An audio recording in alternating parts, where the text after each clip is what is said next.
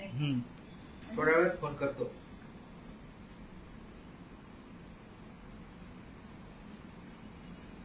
Actually असं झालं होतं, गुरुजी, माझा जन्म 35चा, 1935. त्यावेळेला गुरुजी जेलमध्ये होते. तेव्हा गुरुजींनी अमान्याची शाळा 31 मध्ये सोडली आणि ते स्वातंत्र्य चळवळीत पडले. तेव्हा मी लहान असताना साने गुरुजी, म्हणजे माझे वडील मला सांगायचे, त्यांना आम्ही दादा म्हणत असतो, की आपला अण्णा जेलमध्ये आहे.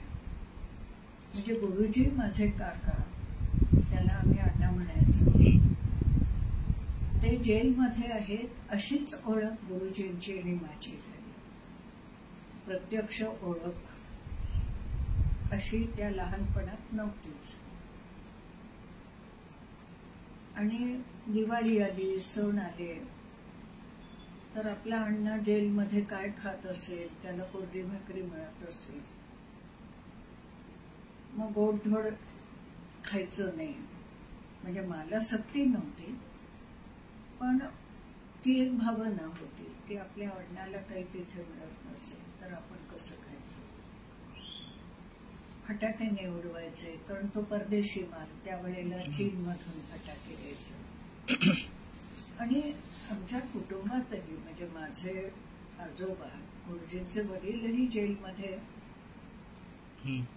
गेले होते.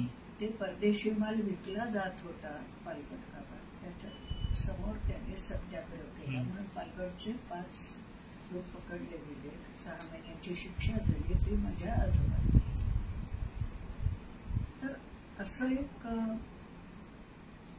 वातावरणच तसं होतं. माझे वडीलही, पालघर गाव लहान, तिथे ते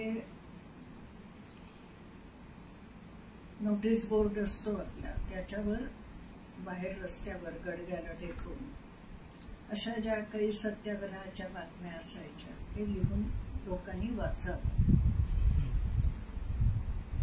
तर असंच बाळकडू त्यावेळेचं होतं. आणि गुरुजींचा प्रत्यक्ष परिचय असा 45 मध्ये झाला, म्हणजे मी 10 वर्षाची. तेव्हा गुरुजी सुटले आणि त्यावेळेला पालघर सोडून आम्ही बोर्डी, मुंबईपासून ठाणे जिल्ह्यामधलं गाव, समुद्रकाठचं, तिथे माझे धाकटे काका, म्हणजे पुरुषोत्तम, ते शिक्षक होते हायस्कूलमध्ये. तर मी तिथे शिकायला होते. माझी आई लवकर वारली, म्हणून मग काकांच्याच जवळ, काका काकूंच्या जवळ मी राहत होते. माझे वडील तिथे राहायला आले. तर गुरुजी जे 45 मध्ये सुटले, ते बोर्डीला आले भेटायला. आणि त्यावेळेला माझे वडील बरेच आजारी होते. तर तेव्हा गुरुजींची प्रत्यक्षात झालेली भेट आठवणीतली ही तेव्हाची. आणि मग अधूनमधून यायचे, म्हणजे जरी गुरुजी जेलमधून सुटले तरी भाषणांकरता अनेक ठिकाणी त्यांना बोलावलं जायचं. तेव्हा सतत असे महिनाभर माझ्या वडिलांची सेवा करायला गुरुजी 45 मध्ये जे राहिले होते, तो सहवास. मग त्यावेळेला आम्ही पोट्यावर झोपाळा होता, त्याच्यावर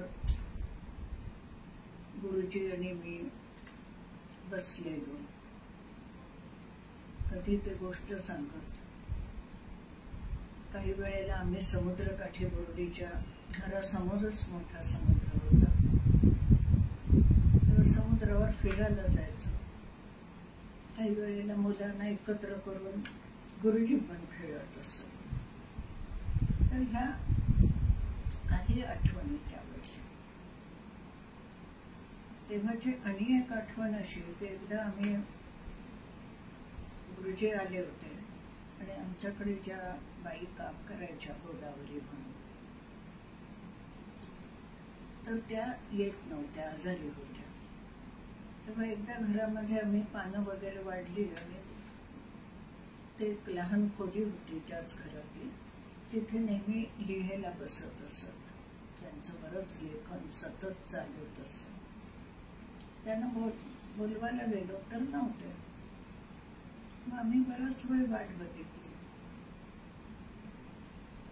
तेव्हा गुरुजी उन्हात असे घामाघूम होऊन आले होते. तेव्हा आम्ही अण्णा गेला होतात कुठे तुम्ही जेवायला,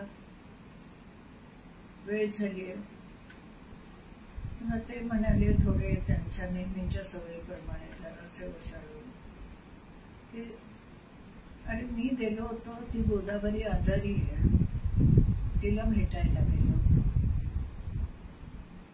ती कशी आहे ते विचारायला गेलो होतो. तेव्हा घरात ती काम करणारी पण आजारी आहे, तिला भेटायला गेलं पाहिजे. तेव्हा माझे धाकटे काका आप्पा म्हणाले की अण्णा आम्हालाच हे सुचायला हवं होतं की तिला जाऊन भेटून चौकशी करायला हवी होती.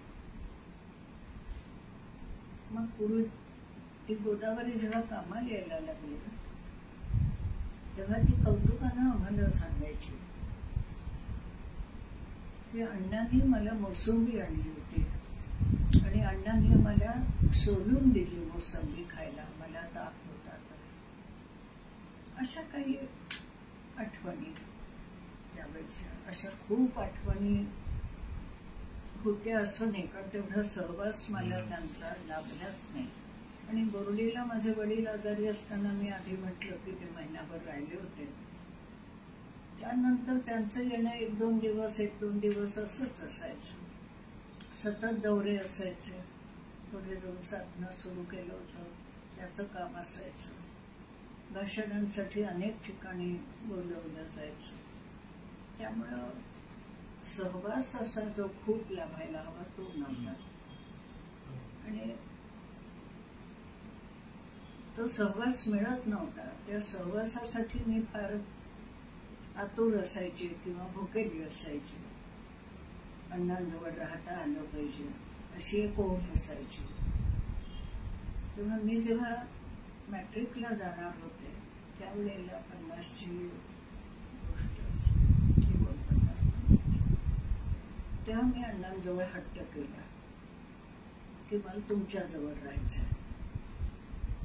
49 मध्ये गोष्ट. तर तुम्ही मला मुंबईला घेऊन चला. तर गुरुजी त्यावेळेला साधना साप्ताहिकाचं काम आणि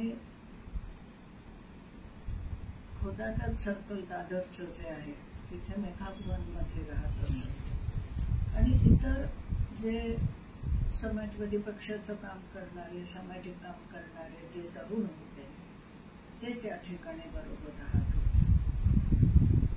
तेव्हा गुरुजीने मला समजवलं की अगं मी तिथे एकटा राहत नाही, सगळे आम्ही एकत्र राहतो, सगळे पुरुष जाऊ, तुला कसं घेऊन जाऊ, तू कुठे राहणार. पण मला ते काही त्या वयात तेव्हा लक्षात यायचं नाही की बाकीचे पुरुष होते, बाई माणूस नाही, तर ते किती अडचणीचं होतं. त्यांना ते समजवायचा प्रयत्न करत होते आणि मला समजत नव्हतं. तेव्हा मला खूप वाईट वाटलं. आणि मग अण्णा म्हणाले की अगं सगळे ते आम्ही पुरुष माणसं सगळे बाहेर जाणार, तू कसं काय तुला घेऊन जाऊ मी. आता तू मॅट्रिक हो, मग तुला कॉलेजला जायचंच आहे, त्यावेळेला आपण मुंबईत कॉलेजमध्ये ऍडमिशन घेऊ, अशी त्याने समजूत घातली. पण त्यांनाही ते जाणवत होतं, माझी ओढ कळत होती त्यांच्याबरोबर राहण्याची. तर माझा उतरलेला चेहरा बघून मग ते मला घट्ट हात धरून झोपाळ्यावर बसले. काही बोलत नव्हते पण डोळ्यातून पाणी येत होतं. असं ती एक आठवण की हिला कसं समजावं हे त्यांना कळत नव्हतं. आणि मग लगेच 50ला गुरुजी वाढले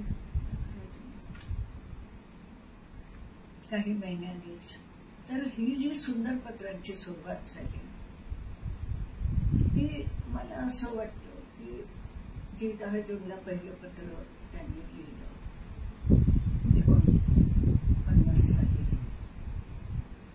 त्याच्या आधी माझा तो हट्ट होता.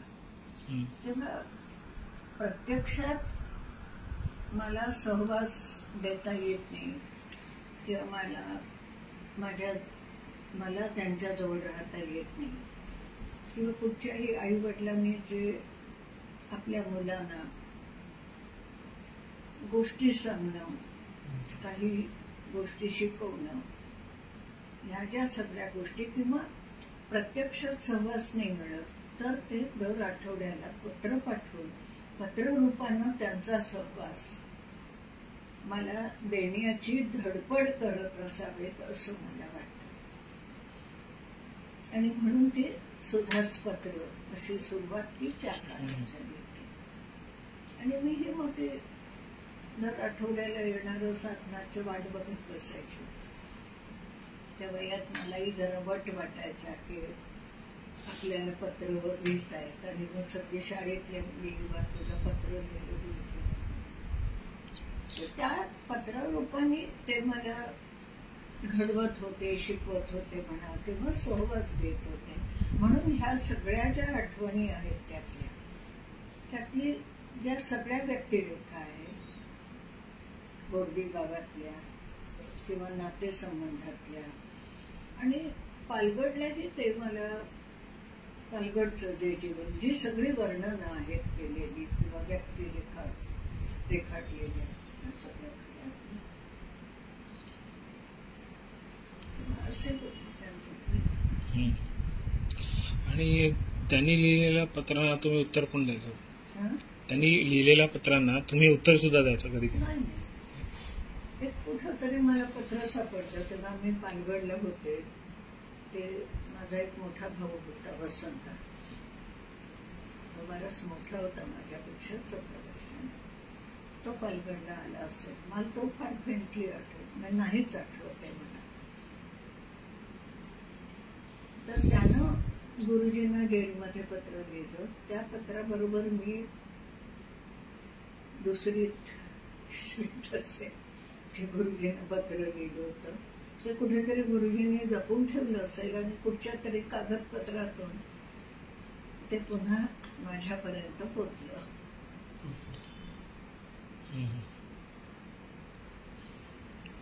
बरं.